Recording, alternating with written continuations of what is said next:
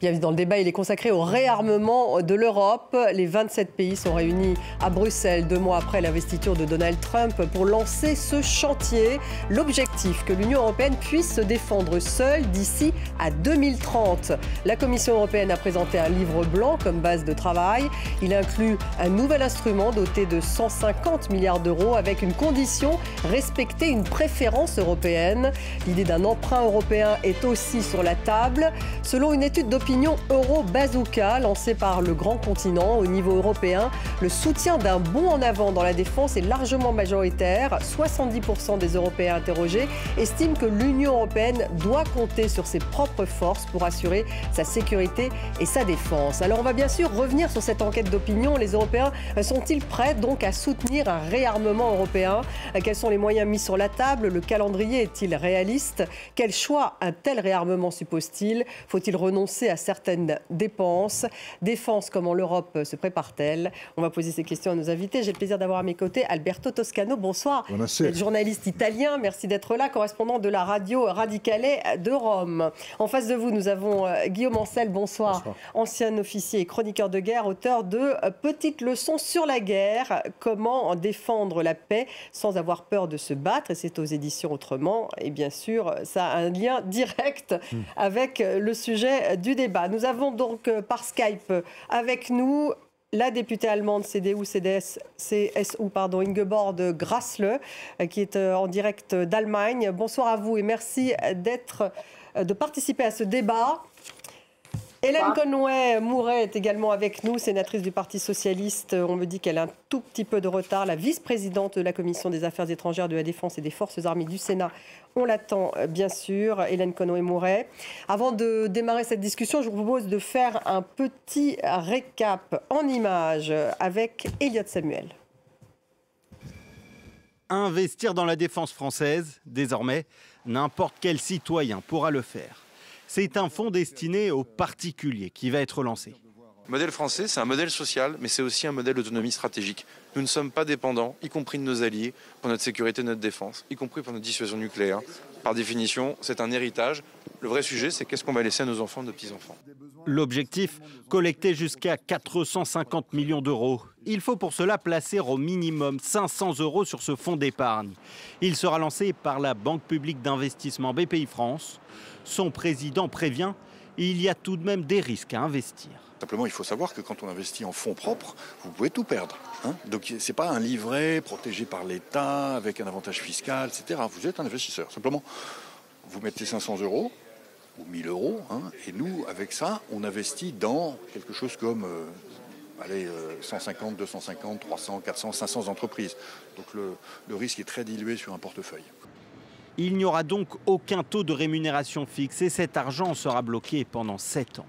Le gouvernement ne mise évidemment pas que sur les particuliers. 1,7 milliard d'euros seront investis par des acteurs publics comme la Caisse des dépôts ou la BPI-France.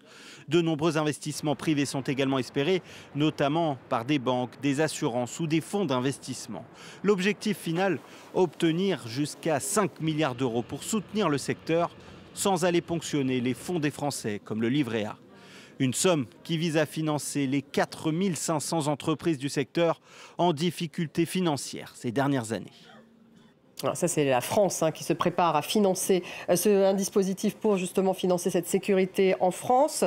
Pour cadrer l'enjeu de cette discussion au niveau européen, on va regarder les résultats de cette enquête qui est sortie aujourd'hui. Une enquête d'opinion d'Euro-Bazooka qui a été lancée par le grand continent.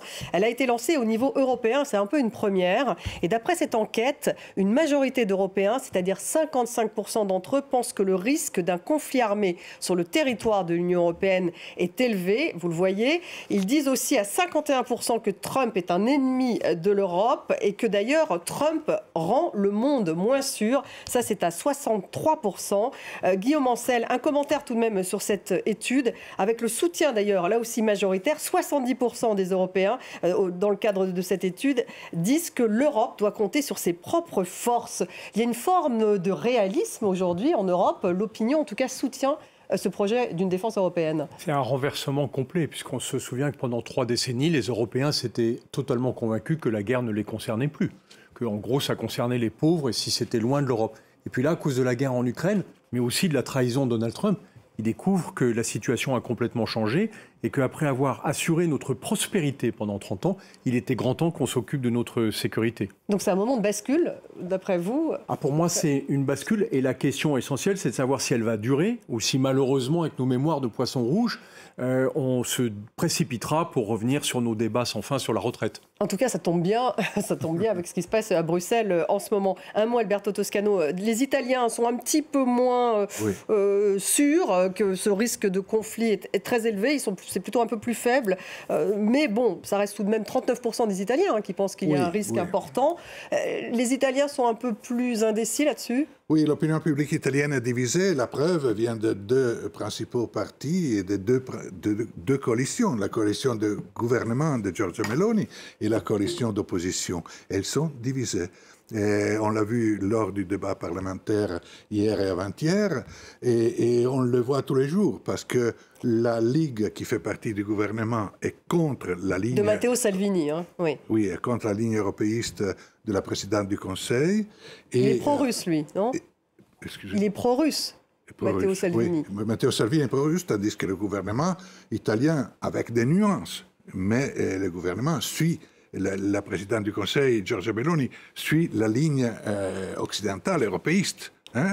Et ensuite, à l'opposition, on voit dans le Partito Democratico, la principale force d'opposition à gauche, une division d'opinion, ceux qui sont plutôt pacifistes et ceux qui veulent suivre la politique européenne au sujet des armements, et surtout le parti, lui aussi un peu pro-russe, les 5 étoiles de Giuseppe Conte, qui a été au gouvernement il y a quelques années avec la Ligue, une alliance avec la Ligue.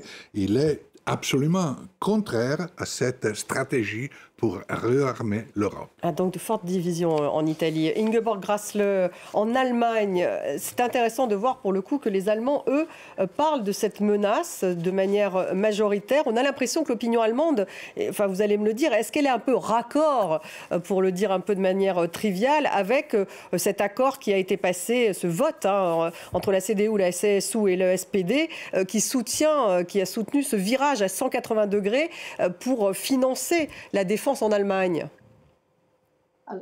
Alors, il y a un soutien de la population pour ce paquet qui permet l'endettement pour le militaire. Et c'était absolument nécessaire parce que nous, on connaît les rapports des services de renseignement qui disent qu'entre les 2 et 5 années à venir, un membre de l'Union européenne et de l'OTAN sera attaqué. Donc, nous, on doit vraiment tout faire pour pouvoir tenir nos promesses de protection et nos promesses d'aider, de s'aider mutuellement dans l'OTAN. Oui. C'est pour ça que c'est une décision extrêmement importante et j'ai l'impression que la population est derrière. Alors, ce sera intéressant. On va essayer de régler votre son. On ne vous entend pas très bien, donc ça, je le dis pour que la régie puisse s'en occuper. Hélène Conway-Mouret, vous nous avez rejointe. Là, votre réaction justement à ce sondage d'opinion, à cette enquête, qui finalement, où on voit que les Européens soutiennent une Europe de la défense. Oui, alors d'abord, je crois qu'ils soutiennent une défense européenne, parce que le concept d'Europe de la défense est parfaitement français et continue à l'être. Vous m'entendez correctement? Oui, on vous entend très bien, allez-y. Oui, très bien. Oui, je crois qu'en effet, il faut regarder quand même les nuances qui peuvent s'exprimer, qui sont dues d'abord à la proximité avec la Russie pour ceux qui ont une frontière ou qui en sont un peu plus proches.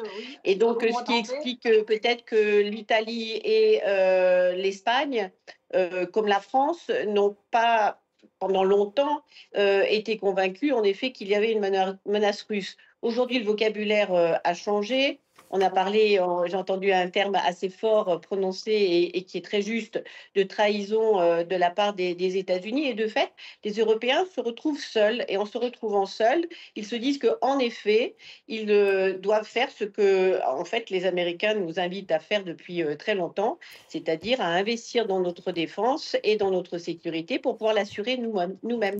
Donc là, on est dans un changement de paradigme, Guillaume Ancel. Cela dit, dès qu'on parle d'envoyer des troupes européennes européenne pour garantir la sécurité de l'Europe, là, c'est très divisé. Combien de pays, combien de soldats? Les Européens vont-ils insister face à la menace russe? Là, ça devient compliqué quand même. Ça devient compliqué parce que notre société n'a plus de culture militaire. Et donc, elle ignore, par exemple, en France, qu'il n'y a pas d'armée de mobilisation. Donc, quand je vois ces affiches de l'extrême droite disant « nous n'irons pas mourir pour le Donbass », ils ignorent qu'on n'a pas de fusil Lebel à distribuer à notre jeunesse. Tout ça, c'est complètement terminé. Nos armées, elles sont professionnelles, elles sont réduites en nombre, et c'est bien d'elles dont on parle. Et d'ailleurs, ils étaient nettement moins émus quand on les a envoyés au Mali ou en Afghanistan, sans aucun débat politique. Je ne les ai pas entendus protester. Donc, c'est intéressant de voir comme on est inquiet, parce que cette fois, comme le montre très bien le sondage de Grand Continent, on a l'impression que ce n'est plus une menace lointaine. C'est quelque chose qui nous concerne directement avec un impact très fort. Et c'est à ça qu'il faut répondre, mais de manière structurée, organisée. C'est ça qu'on essaye de faire. En tout cas, la France, Emmanuel Macron, lui défend une présence française dans le cadre d'une présence européenne pour garantir la sécurité face à la Russie en Ukraine. Depuis le début, on doit lui reconnaître ça, c'est que depuis le début du conflit, il a toujours été en avance sur qu'est-ce que ça va impliquer pour nous. Depuis le début, il dit qu'il faudra un moment se préparer à l'idée qu'on envoie des troupes en Ukraine. Je rappelle juste une chose, c'est que si on avait envoyé des troupes 3 mois avant la guerre, quand les Américains nous ont prévenus que les Russes allaient envahir l'Ukraine, il n'y aurait pas eu de guerre. Non, c'est ce que vous pensez, vous, il n'y aurait pas eu de guerre, carrément. Ah oui, il n'y aurait pas eu de guerre parce que les Russes ne se seraient jamais attaqués à une armée constituée de plusieurs pays européens. Ils n'en avaient pas les moyens. Et c'est ça qui est terrible, c'est qu'on a eu 3 années de guerre et maintenant on a un mal fou à en sortir parce que tout le pouvoir de Poutine est fondé sur la peur qu'il inspire, mais qui n'a pas de rapport avec la réalité de son armée. Alberto Toscano, les Italiens, eux, sont totalement opposés à l'envoi d'une force italienne en Ukraine pour garantir la sécurité en Europe. Ça, Mélanie soutient l'Ukraine, mais elle ne va pas jusque-là. Non, Mélanie a dit clairement, et sur ça, il y a un soutien parlementaire, que les troupes italiennes n'iront pas dans le contexte actuel en Ukraine. Encore faut-il dire que les choses peuvent changer, dans le sens que la question est de savoir qu'est-ce que des troupes occidentales iraient demain faire en Ukraine. S'il s'agit garantie de sécurité, par exemple, dans le cadre d'un cessez-le-feu. C'est un concept très flou. Parce que si garantie de sécurité est être en Ukraine dans un contexte de défi et de guerre potentielle, comme ça a été très bien dit, alors c'est un choix, et si c'est avec un rôle d'interposition sur la base d'une résolution des Nations Unies, c'est tout autre chose. Et pourquoi pas, vous dites à ce moment-là? Donc le refus italien est aujourd'hui, qui est un refus partagé par la presque totalité des forces politiques, et aujourd'hui un refus dans un contexte flou de présence européenne, militaire européenne. Donc, en Ukraine. Si le contexte devient plus clair et s'il s'agit d'une perspective réelle de paix, alors je pense que l'attitude des partis politiques italiens pourrait changer et de l'opinion publique italienne aussi. Ingeborg Grassle, les Allemands donc, qui soutiennent ce virage à 180 degrés du financement de la dépense militaire, l'Allemagne serait prête, elle, à envoyer des troupes en Ukraine pour une garantie de sécurité européenne s'il y avait un cessez-le-feu? C'est une question beaucoup trop tôt pour nous. C'est une question délicate. Comme il y avait pendant la Deuxième Guerre, il y avait une histoire en Ukraine. C'est pour ça qu'il faut certainement discuter ça. Je pourrais m'imaginer que les Allemands font autre chose. Mais pour nous, c'est une question soigneusement écartée. Ce sera très difficile avec les socialistes, ça c'est clair. Mais je vois aussi qu'il y a aussi une certaine condition des autres partenaires. On a déjà commencé à le discuter légèrement, mais très difficile. Alors, j'ose pas faire une prognose. Non. Merz n'y serait pas favorable, à votre avis, le nouveau chancelier? Je crois que si on attend de nous d'y participer, lui il serait pour. Mais nous ne sommes pas seuls dans le gouvernement. Donc vous pensez que le SPD freinerait le parti de gauche? Je crois que les socialistes ont beaucoup de problèmes. Ils ont beaucoup de problèmes même avec le réarmement de l'Europe. C'est pour ça qu'on a ajouté à cette possibilité pour pouvoir s'endetter pour le militaire, on a ajouté un demi-billion d'euros pour l'infrastructure. C'était leur condition. Alors, ce n'est pas du tout sûr qu'eux, ils vont le chemin avec nous. avec eux, c'est vraiment difficile parce qu'il y a beaucoup de proches en Russie. Alors là, c'est une affaire qui est vraiment qui plane sur la responsabilité et la responsabilisation de l'Allemagne aussi. Je crois que les autres partenaires en Europe, ils savent très bien ça. Ils le savent très bien. Hélène Conway, vous qui êtes socialiste française, vous soutenez, vous, une intervention potentielle de troupes françaises en Ukraine si cessez-le-feu il y a pour garantir, en fait, ce cessez-le-feu, garantir cette sécurité en Europe ? Sincèrement, je ne pense pas que ce soit la question à poser aujourd'hui. Je comprends que dans la panoplie des messages que nous devons envoyer à la fois à Donald Trump et à Vladimir Poutine, les Américains, pour leur expliquer que nous prenons très au sérieux la sécurité à venir de l'Ukraine et donc du reste du continent européen, et à Vladimir Poutine que nous allons nous engager. Je pense que c'est le dernier élément qui viendra après un processus de paix qui se mettra en place et puis les équilibres à trouver avec un accord de paix qui sera bouclé et qui parlera peut-être à un moment, dans une des clauses, d'une force d'interposition qui pourrait assurer la sécurité future. Donc, sincèrement, je ne crois pas que le débat doive se concentrer sur cet élément-là. Pourtant, on en parle déjà, Hélène Conway. On en parle beaucoup. Au Royaume-Uni, la France a plutôt une position favorable. Bien sûr, mais c'est pour ça que je vous dis que ça fait partie des messages qu'il faut envoyer à la fois aux Américains et aux Russes dans le même temps pour montrer la motivation des Européens à continuer à s'engager, pas simplement militairement en envoyant des équipements militaires aujourd'hui pour que les Ukrainiens puissent continuer à se battre jusqu'au moment où le cessez-le-feu aura lieu. Mais je ne pense pas que ça soit le débat principal. Je voudrais simplement revenir sur un point, si vous me le permettez. Allez-y. Revenons en septembre 2021. C'est quand même les Américains qui ont envoyé un message assez fort quelque part aux Russes en leur expliquant que l'Ukraine pourrait rentrer dans l'OTAN et peut-être rejoindre un jour l'Union européenne. Et ce sont quand même eux qui ont envoyé un message après l'invasion russe pour dire, ou même avant l'invasion russe, pour dire que de toute façon, ils ne seraient pas présents auprès des Ukrainiens.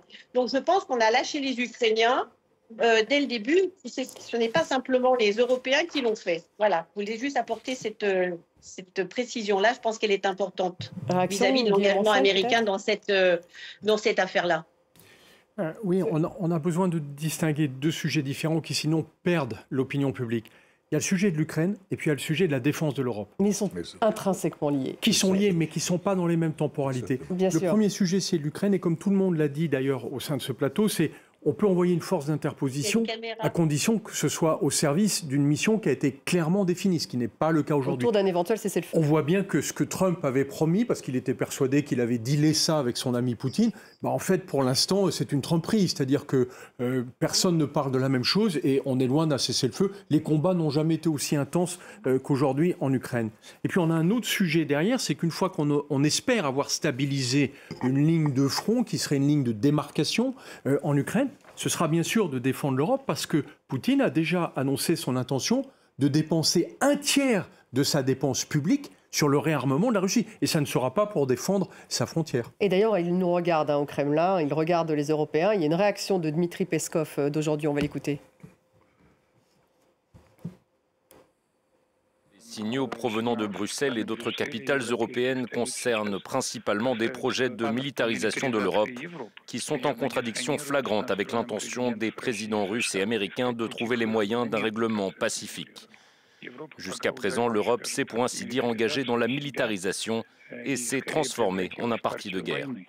L'Europe s'est engagée dans la militarisation et s'est transformée en partie de guerre. On voit bien, là, Guillaume Ancel, qui lie totalement les deux, l'Ukraine et le réarmement de l'Europe. Mais c'est surtout effrayant de voir ce renversement en permanence de la réalité. On dirait Elon Musk.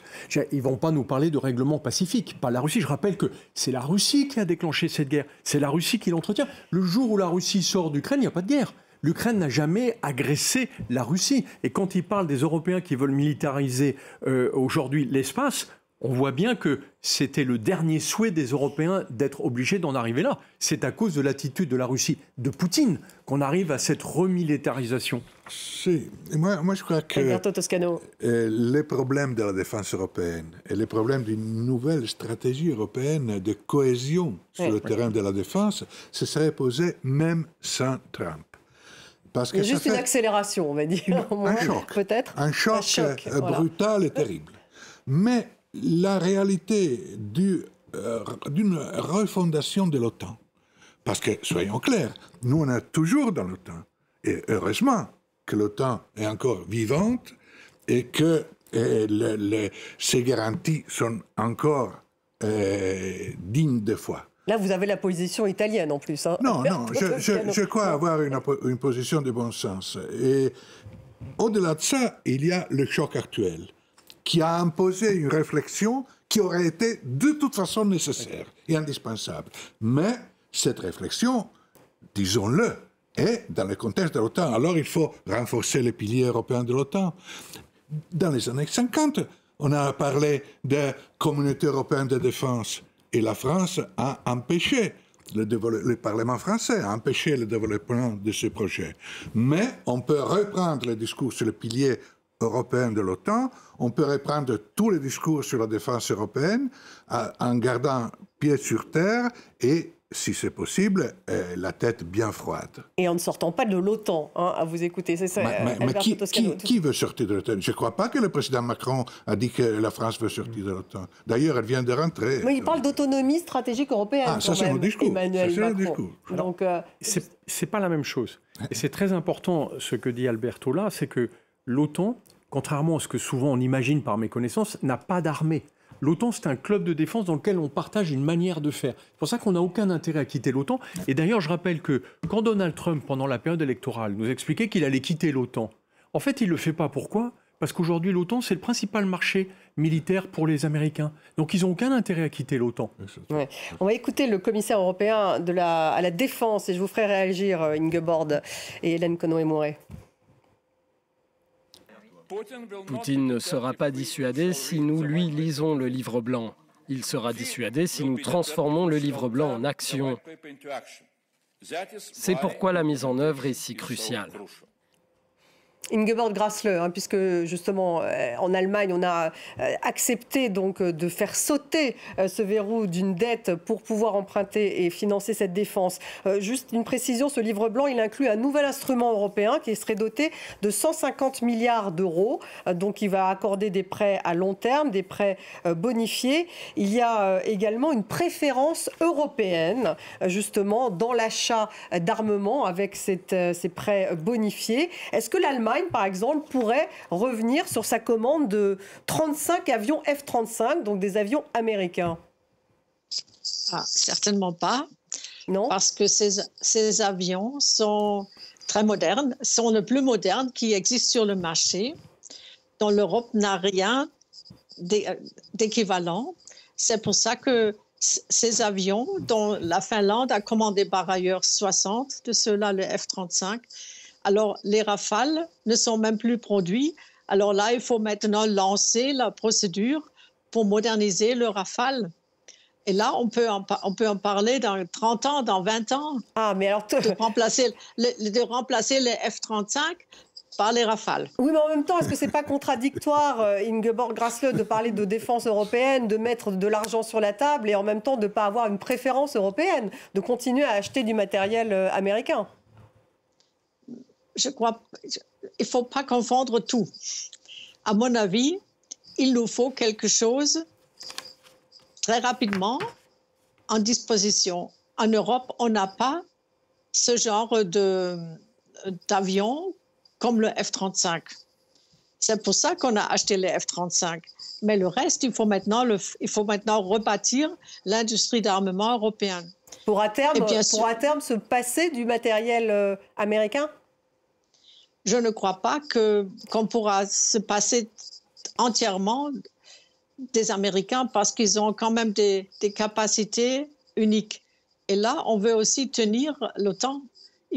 On veut les tenir en OTAN. Mais bien sûr que l'Europe doit devenir indépendante parce qu'on ne peut pas compter à ce que les Américains nous permettent d'utiliser ces armes. Eh oui. Donc... Ce qui me désole tant, c'est que si je vois toute cette évolution, moi j'ai grandi pendant la guerre froide où on pouvait compter sur les Américains.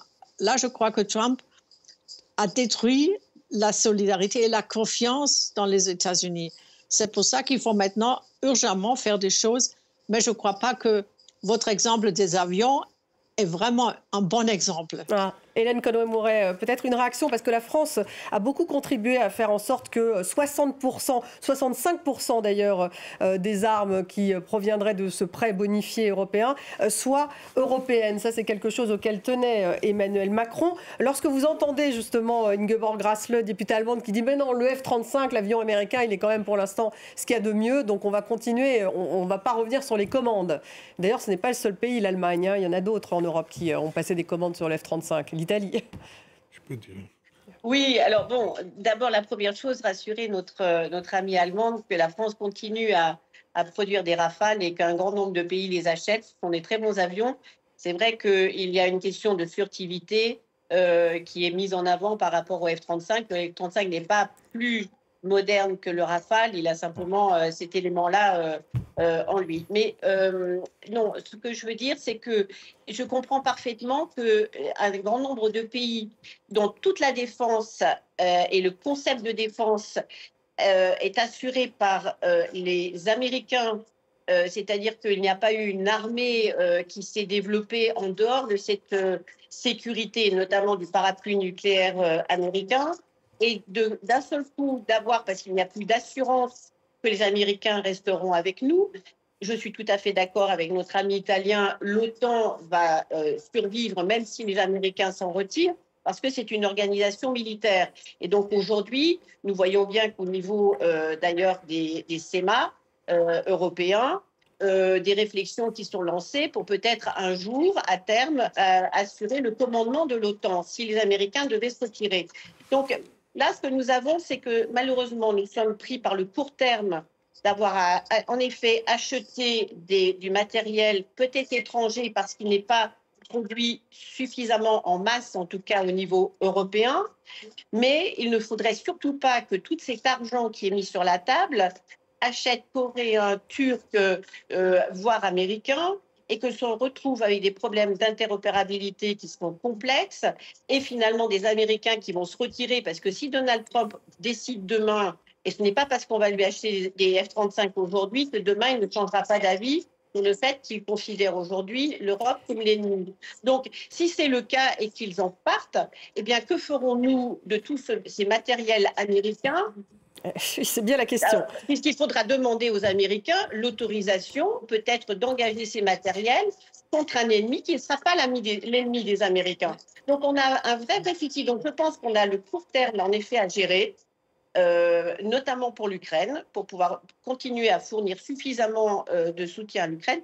Mais nous avons certainement dans le moyen et le long terme à acheter européen, à investir acheter européen, à investir en Europe, à relancer l'économie européenne pour pouvoir être fort. Parce que 4500 entreprises, c'est de l'emploi, c'est de l'économie. Enfin, je veux dire, ce sont des circuits courts au niveau européen et nous avons besoin de cela. Mais moi, je comprends que sur le plan conceptuel, il est très difficile pour un grand nombre de pays qui n'ont jamais eu leur défense en dehors de cette protection américaine de la concevoir autrement. Oui, c'est un vrai changement de logiciel, Guillaume Ancel. Oui, mais pour nous, c'est beaucoup plus facile, pour nous Français, puisque depuis 1960, nous avons assumé cette autonomie. Nous avons assumé cette indépendance. Donc, bien sûr, nous avons cette liberté d'en parler, mais il faut comprendre d'où viennent nos partenaires européens et pourquoi ils en sont là. Et d'ailleurs, sur la fameuse enquête d'opinion, les Français font encore plus confiance quand même à leur défense française qu'à une défense européenne, contrairement à la plupart des autres pays européens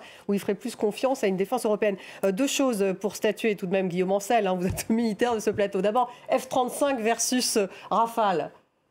Alors, non, parce que Ingeborg Grässle avait l'air de dire que le F-35 est bien meilleur, même si effectivement il est dépendant d'une décision américaine. Hein, alors, soyons objectifs, je ne suis pas Vous n'êtes pas un expert de je ne suis pas le VRP d'Assaut. Le Rafale n'a pas été vendu en Europe. Pourquoi? Parce qu'il est nettement moins performant que le F-35. Il est aussi nettement moins cher, parce que le F-35 a un prix astronomique. Mais la plupart de ces pays européens l'ont acheté. Pourquoi? Parce que c'est le seul moyen pour eux de délivrer les bombes nucléaires américaines que les Américains ont laissées sur le territoire européen pour les défendre, alors que c'est une ineptie quand on a un Donald Trump en face de nous, puisqu'on ne peut utiliser ces armes qu'avec l'autorisation des Américains. Ce qui pose même la question pour les Britanniques de leurs sous-marins nucléaires, puisque les têtes sont américaines, enfin les missiles sont américains, et on est à peu près persuadé qu'il y a un dispositif de verrouillage qui fait que si demain Donald Trump estimait qu'on ne peut pas utiliser d'armes américaines pour se défendre contre la Russie, nos armements seraient paralysés. En fait, ce que la guerre en Ukraine nous apprend, c'est qu'on n'a pas besoin du matériel de la plus grande technologie et le plus cher possible. On a besoin du matériel produit en masse, en grande série, au niveau européen. On a besoin d'Airbus de la défense. Alors, l'autre question, je vous fais intervenir tout de suite, Alberto Costello, mais l'autre question, donc, 2030, quand les Européens disent 2030, pour une autonomie, pour une défense européenne, que pensez-vous de ce calendrier comme militaire?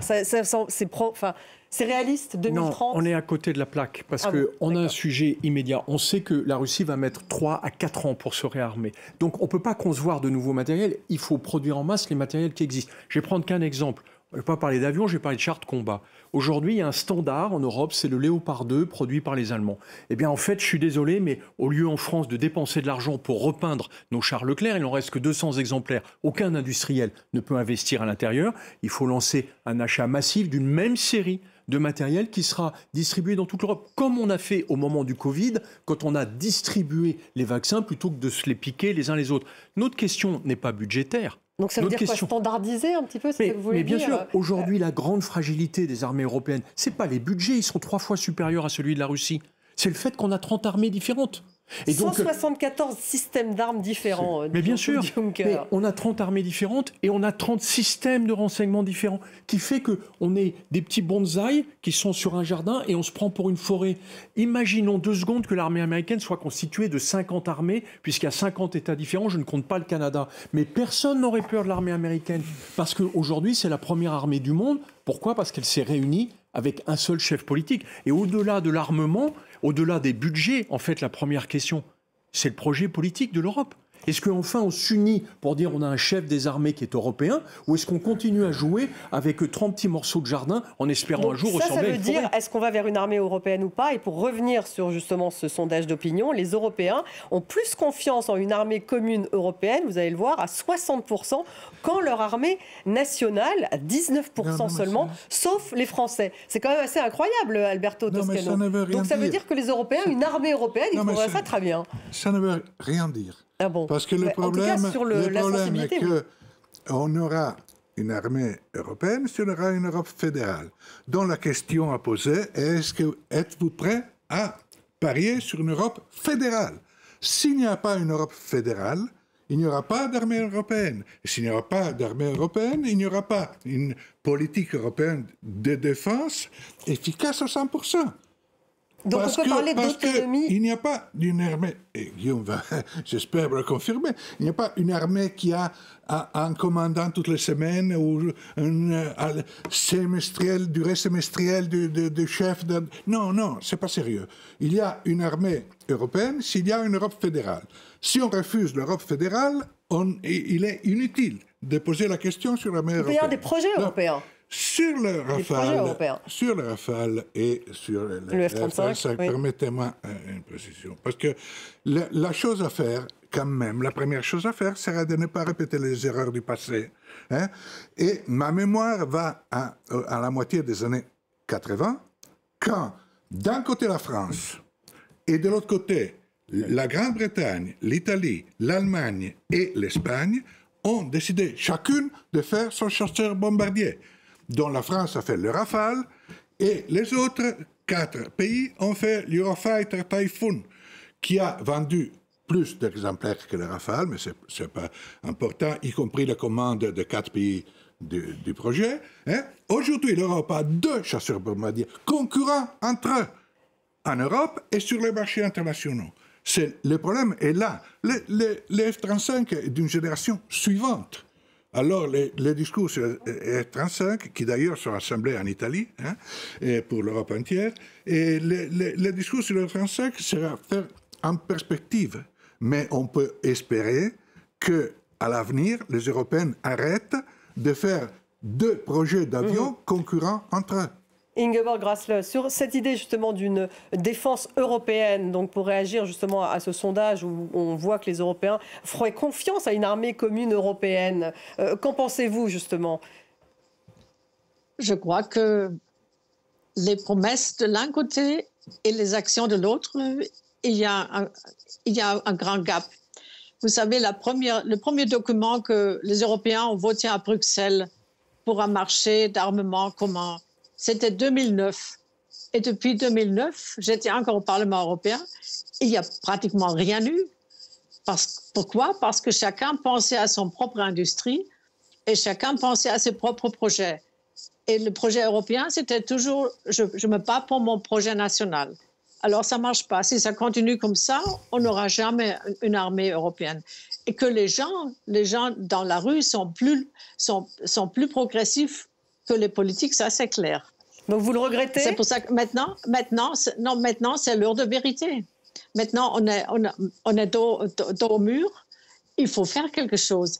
Et il faut vraiment mettre ensemble nos possibilités et nos finances. Mais pas pour un truc archi compliqué. Il faut vraiment, comme l'a dit le monsieur, là, vraiment, il faut aller maintenant dans la production de masse, et ceci rapidement. Et il faut aussi des drones. Vous savez, l'armée allemande n'a même pas une seule drone armée. Pas de drone armée, imaginez-vous. Alors, comment veux-je aller en guerre moderne? Alors là, on a vraiment un long chemin à faire. Et ça commence dans les têtes des hommes et femmes politiques. Oui, Hélène Conway-Mouret, ça commence dans les têtes des hommes et femmes politiques. Cette armée européenne potentielle? Peut-être, mais là aussi, je crois que nous avons absolument tout en place pour que les choses avancent. Nous avons en effet des financements qui se dégagent, qui ont quand même été problématiques, parce que quand on parle des dividendes de la paix, bien évidemment, quand on recevait les dividendes de la paix, et bien heureusement, nos démocraties et nos pays se sont développés sur le plan social, et nous n'avions pas à investir dans l'armement. Maintenant, nous avons une urgence, et donc les financements sont là. Je pense qu'au niveau politique, il y a un vrai sursaut, parce qu'en 2 mois, nous avons quand même 3 réunions du Conseil. Donc les chefs de gouvernement se réunissent, les CEMA de tous les pays se sont réunis à Paris. Donc on voit que ça bouge vraiment à tous les niveaux.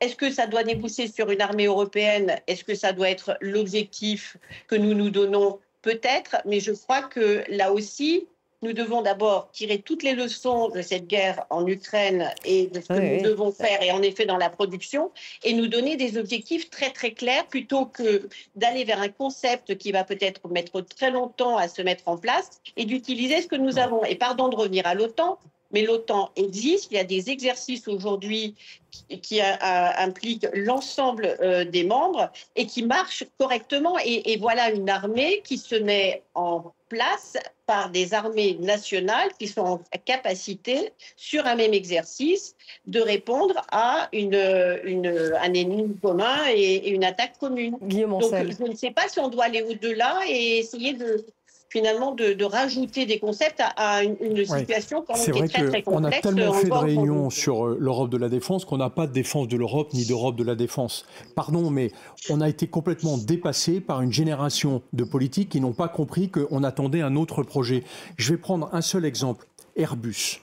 Airbus, c'est remarquable. Est-ce que vous croyez qu'aujourd'hui, on serait compétitif avec Boeing si on avait encore l'Ateco-Air en France, qui est une marque absolument remarquable, mais juste, c'était d'un autre siècle. Aujourd'hui, on est passé sur un autre siècle. Notre sujet, c'est que, avec les budgets de défense actuels des pays européens, on devrait être 3 fois plus puissant que la Russie. Alors je vais reprendre le mot de Donald Tusk. Est-ce que vous trouvez normal que 450 millions d'Européens demandent à 300 millions d'Américains de les défendre contre 140 millions de Russes? On est dans une situation qui est totalement insoutenable parce qu'on n'a pas regardé les choses en face. Exactement. Et oui, mais alors on les regarde en face aujourd'hui. Il n'y avait pas la guerre en Europe non plus.